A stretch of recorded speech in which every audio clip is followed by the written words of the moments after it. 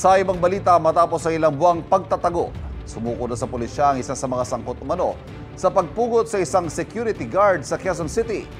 Tumanggi siyang magbigay ng pahayag at may unang balita si James Agustin. May warrant na para sa malaban sa'yo, ina-arresto kita sa visa. Sumuko sa mga otoridad ang lalaking ito na isa sa 4 na akusado sa pagpugot sa isang security guard ng car dealer store sa Balintawak, Quezon City, Disyembre noong nakaraang taon.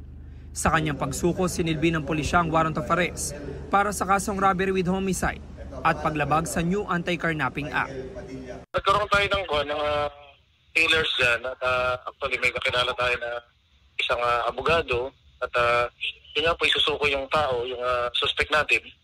Pero siyempre, ang protocol kasi sa pulis, ina-arresto po natin kasi isa-serve natin yung warrant of arrest niya.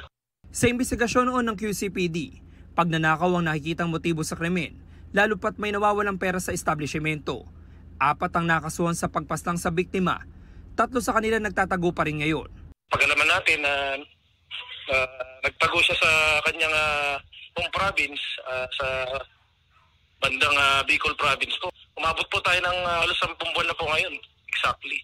Pagdating sa police station na pag-alaman na may isa pang warrant of arrest ang lalaki, para naman sa kasong qualified theft na inisyo ng korte sa Bacolod City noong July 2019. Sinilbi rin ito ng mga otoridad sa kanya.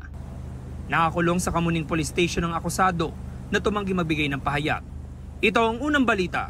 James Agustin para sa GMA Integrated News.